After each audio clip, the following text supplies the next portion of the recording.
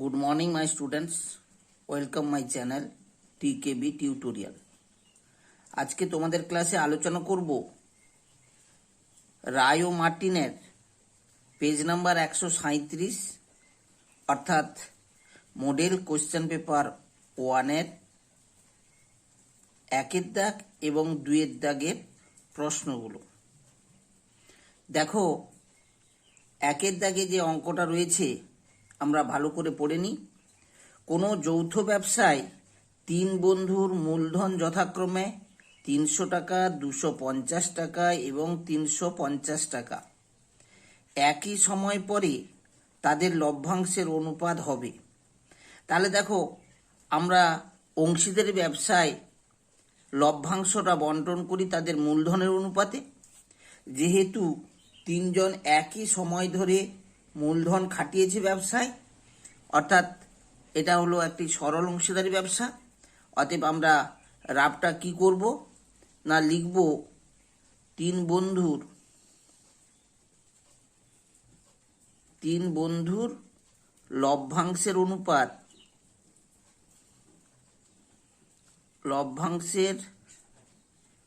অনুপাত সমান তাদের মূলধনের অনুপাত।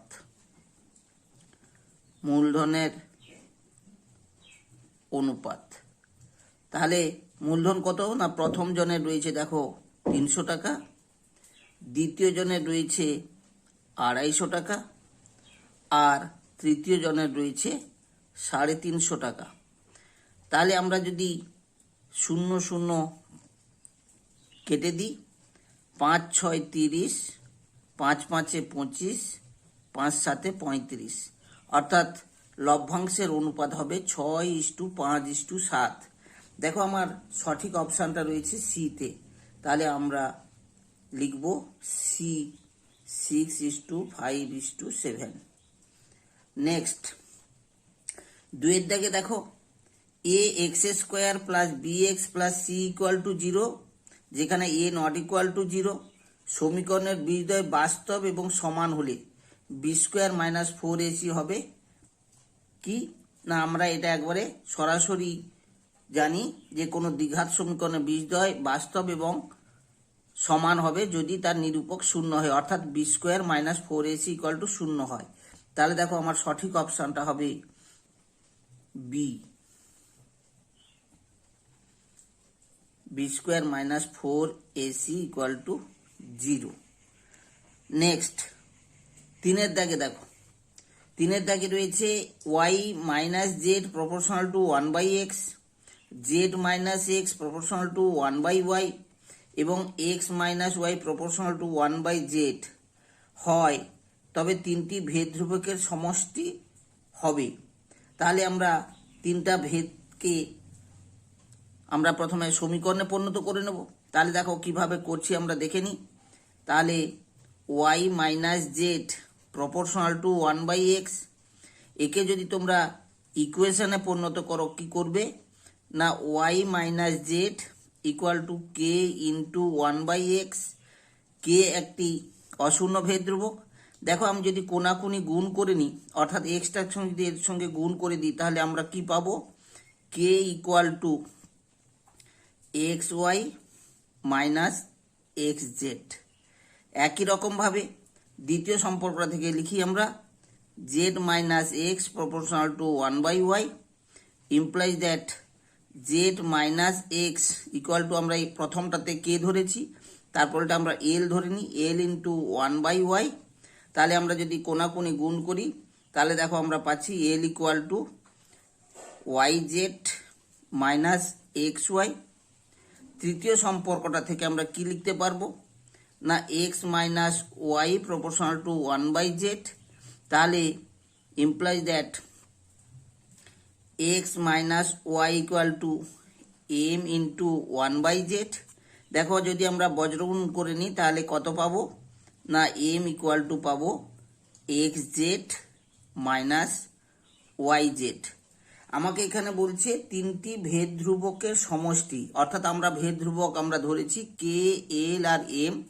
অতএব করে দেখো যদি সমষ্টি করে নিই K plus L plus M, আমরা কি পাচ্ছি না X Y minus X Z plus Y Z minus X Y plus X Z minus Y Z.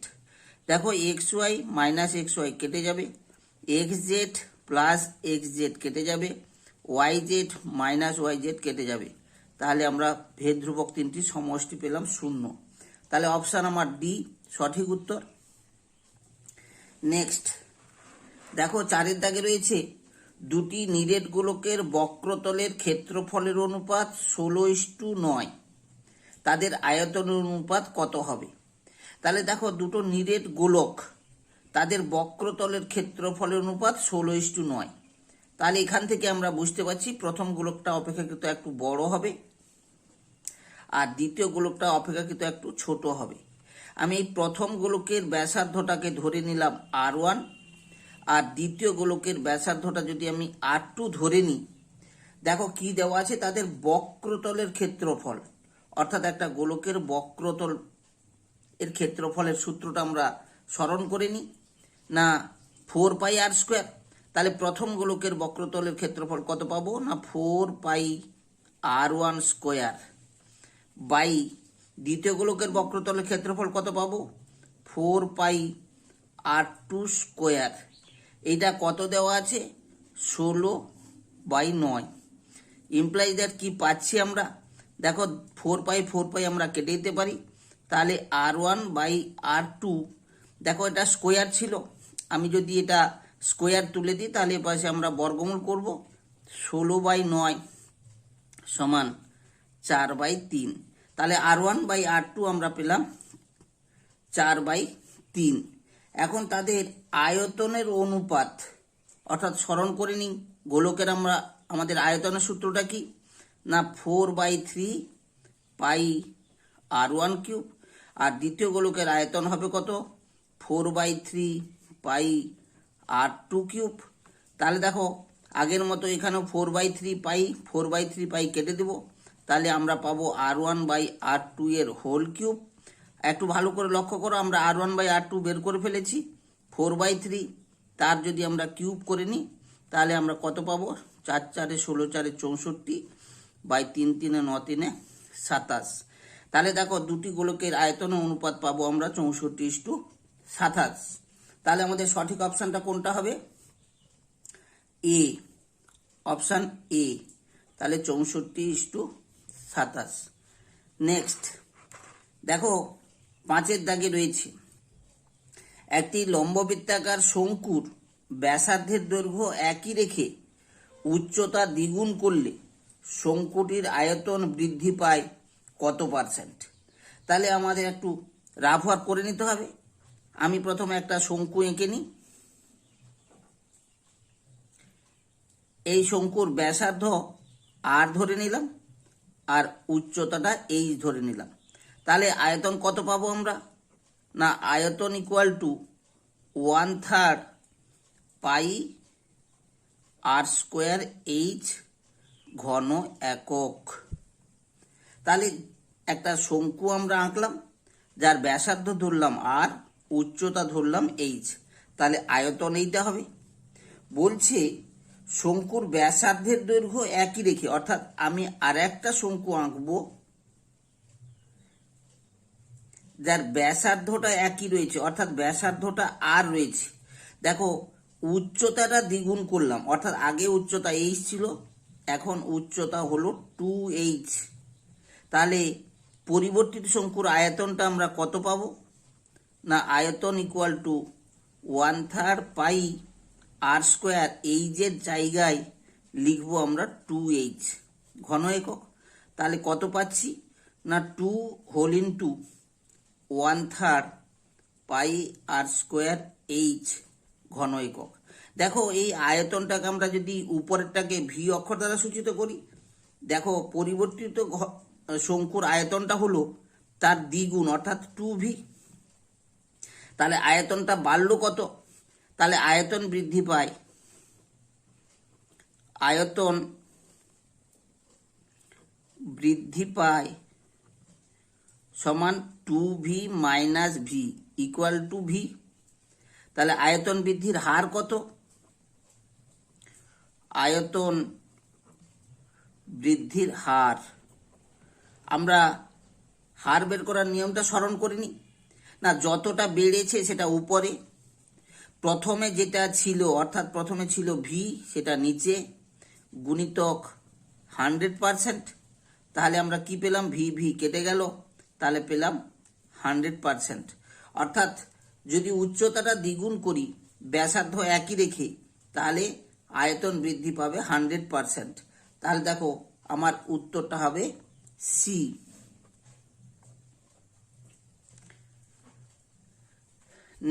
দেখো 6 দাগে অঙ্কটা রয়েছে কি? দুটি বৃত্তের ব্যাসার্ধের দৈর্ঘ্য 5.5 সেমি এবং 3 সেমি। বৃত্ত দুটি পরস্পরকে অন্তঃস্পর্শ করে, বৃত্ত দুটির কেন্দ্রদ্বয়ের মধ্যে দূরত্ব হবে। তাহলে দেখো আমরা যদি ছবিটা এঁকে নিই তাহলে আমাদের ধারণা নিতে সুবিধা হবে। তাহলে এটা একটা বড় বৃত্ত যার ব্যাসার্ধ হচ্ছে 5.5 সেমি, আর একটা ছোট বৃত্ত আঁকবো যার ব্যাসার্ধ হচ্ছে 3 সেমি। তাহলে দেখো বড় বৃত্তের কেন্দ্র যদি এটা আমি পি ভাবি, পি থেকে এই স্পর্শ বিন্দু পর্যন্ত আমি দূরত্বটা ভেবে নিই। এইটা হলো আমার কাছে, ধরো স্পর্শ বিন্দুটা আমি ধরলাম আর, তাহলে পি আরটা আমরা পাবো 5.5 সেমি। আর ছোট বৃত্তের কেন্দ্র আমি ধরলাম কিউ, সেই কিউ থেকে আর পর্যন্ত আমরা দূরত্ব পাবো, কিউ আরটা পাবো আমরা 3 সেমি। তাহলে বলছে বৃত্ত দুটির কেন্দ্রদ্বয়ের দূরত্ব অর্থাৎ পি কিউর দূরত্ব। তাহলে তোমরা ছবি থেকেই বুঝতে পারছো যে পি কিউ দূরত্ব যদি বের করতে হয় পি আর থেকে কিউ আরটা বিয়োগ করব। তাহলে কেন্দ্রদ্বয়ের মধ্যে দূরত্ব পি কিউ ইকুয়াল টু কত পাবো আমরা? না 5.5 থেকে আমরা কিউ আর অর্থাৎ 3 সেমিটা বিয়োগ করে নিই, তাহলে আমরা পাবো 2.5 সেমি। তাহলে আমরা এটা মনে রাখবো যে দুটো বৃত্ত যদি অন্তস্থভাবে স্পর্শ করে তাহলে কি হবে? বৃত্ত দুটির কেন্দ্রদ্বয়ের মধ্যে দূরত্ব কত হবে? না বৃত্ত দুটির ব্যাসার্ধ দুটির বিয়োগফল যা পাবো কেন্দ্রদ্বয়ের মধ্যে দূরত্ব তাই। আর উল্টোটাও মনে রাখি, দুটো বৃত্ত যদি পরস্পরকে বহিস্থভাবে স্পর্শ করত তাহলে ব্যাসার্ধ দুটি যোগ করলে আমরা কেন্দ্রদ্বয়ের মধ্যে দূরত্ব পেতাম। যাই হোক, এখানকার আমার তাহলে সঠিক উত্তরটা কোনটা হবে? না দেখো অপশন সি।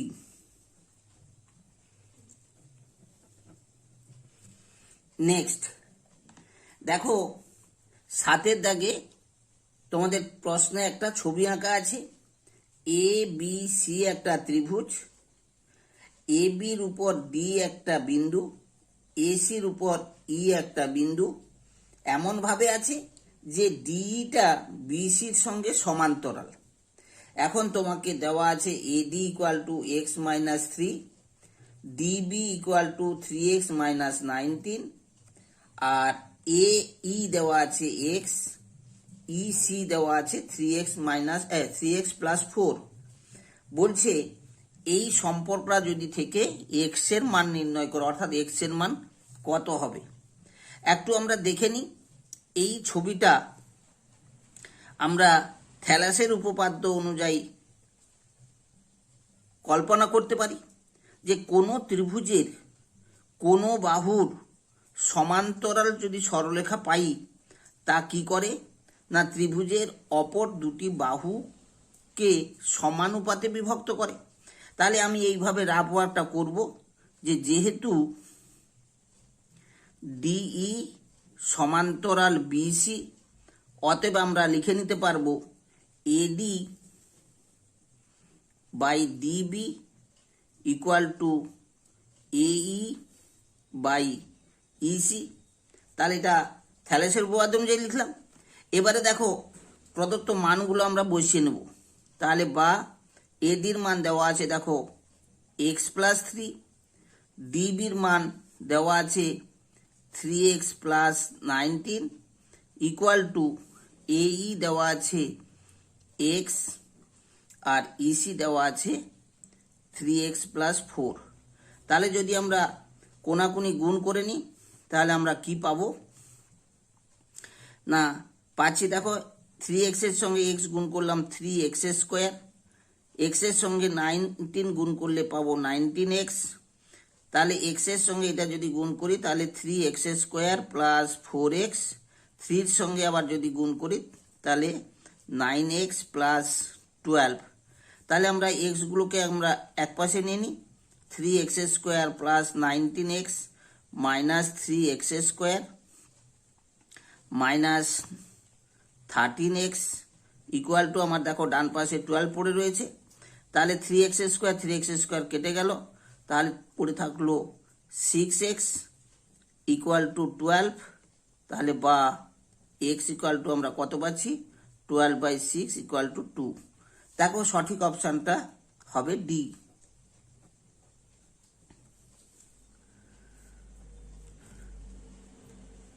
বুঝতে পারলাম? এবার দেখে নিই আমরা 2 দাগের অঙ্ক।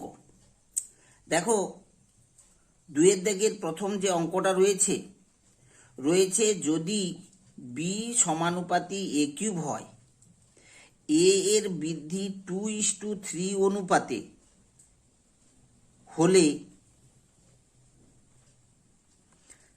তাহলে বি এর বৃদ্ধি কি অনুপাতে হবে। এটা তোমরা অঙ্কটা বইতে করেছ, অর্থাৎ সমানুপাতের অনুশীলনতে এই অঙ্কটা রয়েছে। আমরা দেখে নিই অঙ্কটা আমরা কিভাবে সমাধান করতে পারি।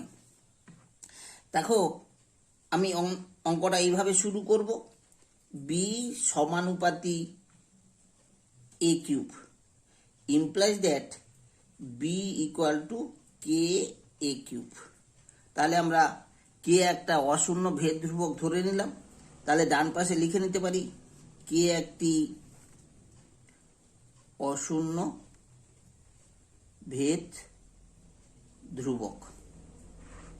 দেখো বলছে এ এর বৃদ্ধি 2:3 অনুপাতে, অর্থাৎ প্রথমে আমার এ ছিল সেটা পরিবর্তিত হয়ে হলো A1, সেই এ আর A1 এর অনুপাত হলো 2:3। তাহলে আমরা ধরি এ এর পরিবর্তিত মান A1 এবং বি এর পরিবর্তিত মান B1। অতএব আমরা কি সম্পর্কটা পেলাম না, রয়েছে এ এর বৃদ্ধি 2:3 অনুপাতে, অর্থাৎ প্রথমে আমার এ ছিল পরিবর্তিত হয়ে হলো A1, সেই অনুপাতটা তোমাকে দেওয়া আছে 2:3। তাহলে দেখো আমি এইখানটায় একে যদি আমরা A/A1 ইকুয়াল টু 2/3 লিখতে পারি, তাহলে और যদি কোনাকুনি গুণ করি পাবো 2A1 ইকুয়াল টু 3A, বা A1 এর বদলে আমরা কি লিখতে পারবো 3A/2। তাহলে বুঝতে পারলাম যে A1 এর মানটা কত পেলাম 3A/2। তাহলে সম্পর্কটা থেকে আমরা কি লিখতে পারি যে বি এর পরিবর্তিত মান B1 হলে পাই কি না B1 equal to K A1 এর হোল কিউব, অর্থাৎ এর পরিবর্তিত মানটা বসালে আমরা বি এর পরিবর্তিত মানটা পাবো। যেহেতু বি আর এর মধ্যে সম্পর্কটা রয়েছে B equal to K A cube, তাহলে আমরা বি এর পরিবর্তিত মানটা আমরা B1 ধরেছি, তাহলে B1 এর বদলে আমরা লিখতে পারবো কত কে ইন্টু A1 এর কিউব, বা B1 equal to K into A1 এর মানটা দেখো আমরা অলরেডি আগে বের করে নিয়েছি, তাহলে কত 3A/2 এর হোল কিউব। তাহলে আমরা সরল করলে কি পাবো B1 equal to K into 3 3 9 3 27 a cube by 8। তাহলে দেখো আমরা কি পাচ্ছি না B1 ইকুয়াল টু 27/8টাকে আমরা সামনে নিই, কে এ কিউব। একটু ভালো করে লক্ষ্য করো, কে এ কিউবের বদলে আমরা বি জানি, তাহলে এখানে এই সম্পর্কটাতে কে এ কিউবের জায়গায় আমরা বি বসিয়ে দিই, তাহলে কি পাবো না B1 ইকুয়াল টু 27/8 বি। আমাকে বলেছে বি এর বৃদ্ধি কি অনুপাতে। অতএব দেখো আমি লিখতে পারবো কি, যদি কোনাকুনি গুণ করে নিই, যে 27B ইকুয়াল টু 8B1 और B/B1 ইকুয়াল টু 8/27। অতএব B/B1 ইকুয়াল টু কত পাবো, 8:27। অতএব আমরা লিখতে পারবো এ এর বৃদ্ধি 2:3 অনুপাতে হলে বি এর বৃদ্ধি হবে 8:27 অনুপাতে। বুঝতে পারলাম? নেক্সট দেখো, দুইয়ের দাগে যে দুইয়ের অঙ্কটা রয়েছে দেখো, বলছে ও কেন্দ্রীয় বৃত্ত আঁকো যার কেন্দ্র থেকে 26 সেমি দূরত্বে অবস্থিত পি বিন্দু থেকে ওই বৃত্তের অঙ্কিত স্পর্শকের দৈর্ঘ্য 10 সেমি হয়, তবে বৃত্তের ব্যাসের দৈর্ঘ্য নির্ণয় করি। তাহলে আমার কাজ হবে প্রথমে বৃত্তটা আঁকা। তাহলে দেখো একটা বৃত্ত আঁকলাম, এটা ও কেন্দ্রীয় বৃত্ত। বলছে কেন্দ্র থেকে 26 সেমি দূরে, এখান থেকে আমি 26 সেমি দূরে একটা বিন্দু পি নিলাম। ওই পি বিন্দু থেকে বৃত্তের অঙ্কিত স্পর্শকের দৈর্ঘ্য, তাহলে পি বিন্দু থেকে আমি বৃত্তের একটা স্পর্শক আঁকি।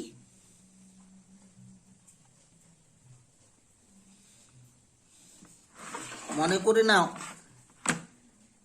বৃত্তের স্পর্শকটি বৃত্তকে কিউ বিন্দুতে স্পর্শ করলো, তাহলে এই পি কিউ স্পর্শকের দৈর্ঘ্যটা দেওয়া আছে 10 সেন্টিমিটার। আমাকে বের করতে বলেছে বৃত্তের ব্যাসের দৈর্ঘ্য, অর্থাৎ আমি যদি ব্যাসার্ধ বের করতে পারি, প্রথমে আমি তাহলে কি করব না ও কিউ যোগ করলাম। এই ও কিউ দৈর্ঘ্য যদি আমি বের করতে পারি তাহলে বৃত্তের ব্যাসার্ধ পাবো, আর ব্যাসার্ধ পেলে আমরা সহজে ব্যাসটা নির্ণয় করে নিতে পারবো। তাহলে দেখো এখানে পি কিউটা হলো স্পর্শক, ও কিউটা হলো স্পর্শক বিন্দুগামী ব্যাসার্ধ। তাহলে আমরা উপপাদ্যতে পড়েছি কোন বৃত্তের স্পর্শক আর স্পর্শক বিন্দুগামী ব্যাসার্ধ পরস্পর লম্বভাবে অবস্থান করে। তাহলে দেখো এখানে পি কিউ ও কোণটা হলো 90 ডিগ্রি।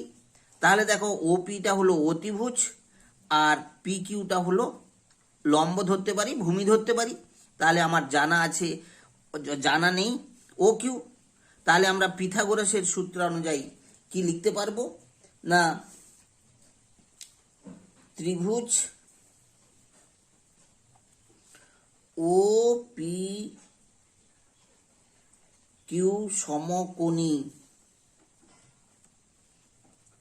যার কোণ Q equal to 90 degree, O P equal to 26 centimetre, P Q equal to 10 centimetre.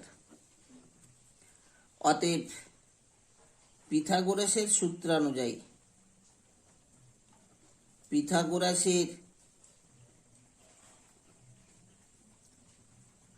সূত্রানুযায়ী আমরা কি লিখব না ও কিউ ইকুয়াল টু √অফ। তাহলে আমরা ছোটটা যখন বের করব বড়টা থেকে অপর ছোটটা আমরা বাদ দিব, অর্থাৎ O P square minus P Q square সমান কত পাচ্ছি না √অফ। ওপিটা দিয়েছে 26 সেন্টিমিটার, তাহলে 26 স্কোয়ার মাইনাস 10 স্কোয়ার সেন্টিমিটার। দেখো 26কে 26 দিয়ে তোমরা গুণ করে নাও। 6 6 36, 6 হাতে 3, 6 দুনে 12, 3 15, 2 6 12, 2 হাতে 1, 2 দুনে 4 একে 5, অর্থাৎ 676 পাচ্ছি। তাহলে রুট ওভার অফ 676 বিযুক্ত কত 10 স্কোয়ার 100 সেন্টিমিটার। তাহলে আমরা কত পাচ্ছি? Root over of 576।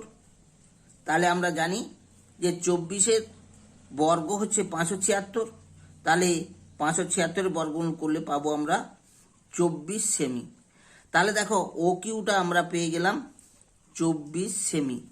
অতএব করে আমরা লিখব বৃত্তের ব্যাস সমান, তাহলে কত পাচ্ছি না 24 সেমি গুণিতক 2, তাহলে সমান 48 সেমি। বুঝতে পারলাম? নেক্সট দেখো 3-এর দাগে যে অঙ্কটা রয়েছে, একটি নিরেট গোলকের বক্রতলের ক্ষেত্রফল এস, আয়তন ভি হলে এস কিউব বাই ভি স্কোয়ারের মান কত? তাহলে আমরা একটা গোলক এঁকে নিই। গোলকের অঙ্ক করতে হলে আমাকে প্রথমে জানতে হবে গোলকের ব্যাসার্ধ, আমরা আর ধরে নিই।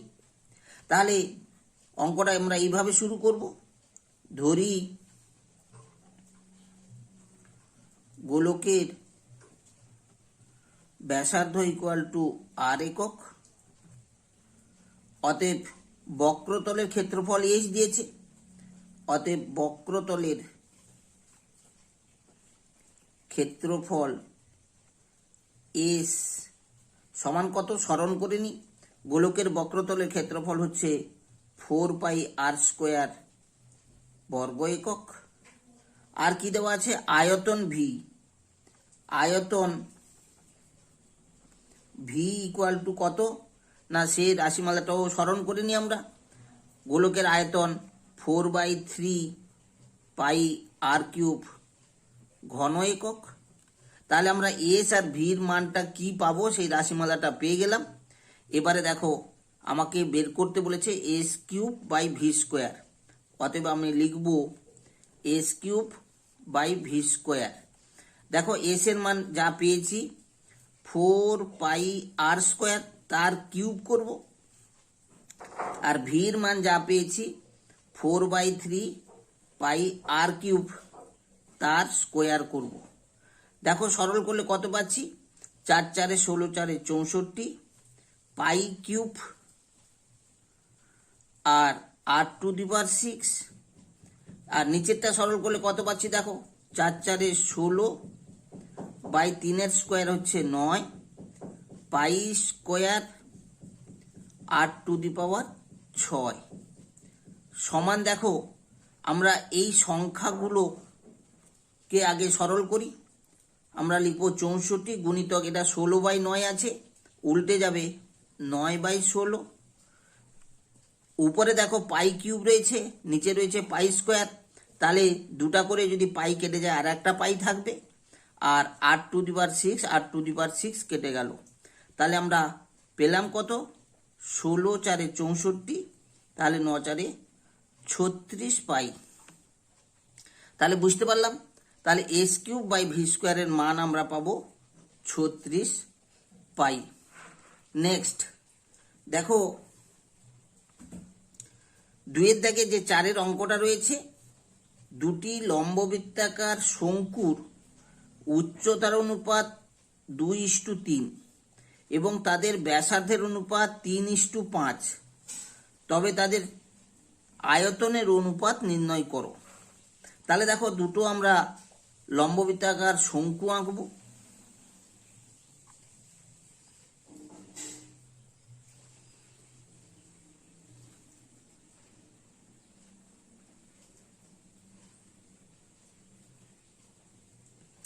দুটো আঁকলাম।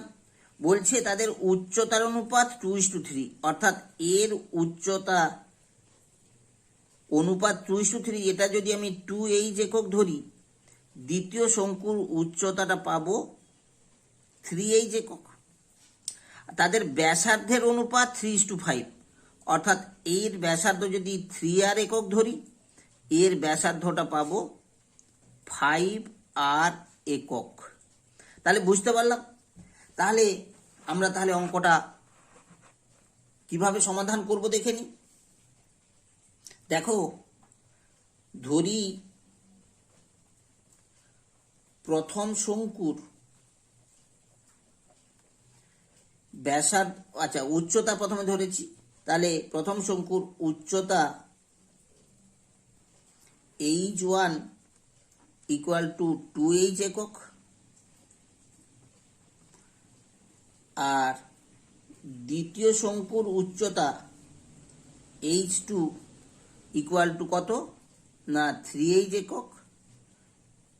প্রথম শঙ্কুর ব্যাসার্ধ r1 যদি ধরি, কত ধরেছি না 3r একক।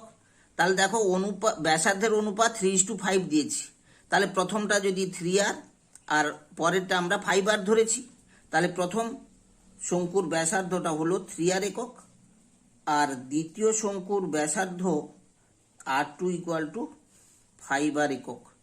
আমাকে কি চাইছে না শঙ্কুদ্বয়ের আয়তনের অনুপাত। অতএব করে লিখব, অতএব দুটি শঙ্কুর আয়তনের অনুপাত সমান কত না আয়তনের রাশিমালাটা আমরা স্মরণ করে নিই। শঙ্কুর আয়তনের সূত্র হচ্ছে 1/3 পাই r স্কোয়ার h। তাহলে আমরা কি লিখব 1/3 পাই r স্কোয়ার। আর এর দেখো প্রথম শঙ্কুর ব্যাসার্ধ r1 ধরেছি, তাহলে সেটার বদলে কত পেয়েছি না 3r।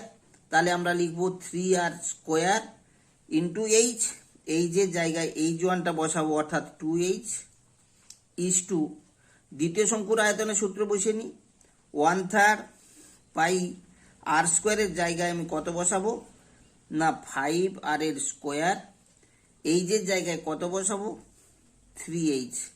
তাহলে আমরা কি পাচ্ছি দেখো, অনুপাতের উভয় পক্ষে 1/3 পাই আমরা কেটে দিলাম, তাহলে h কেটে দিলাম, তাহলে আমরা কত পাচ্ছি না পাচ্ছি আমরা দেখো 3 3 9 r square into 2 is to এখানে পাচ্ছি দেখো 5 5 25 r স্কোয়ার গুণিতক 3। এবারে আমরা উভয় পক্ষে r স্কোয়ার বাদ দিব, আর 3 দিয়ে যদি আমরা কাটাকাটি করি 3 3 9, তাহলে আমরা পাচ্ছি কত 3 2 6 ইজ টু 25। তাহলে বুঝতে পারলাম। তাহলে দুটি শঙ্কুর আয়তনের অনুপাত বেরোলো 6:25।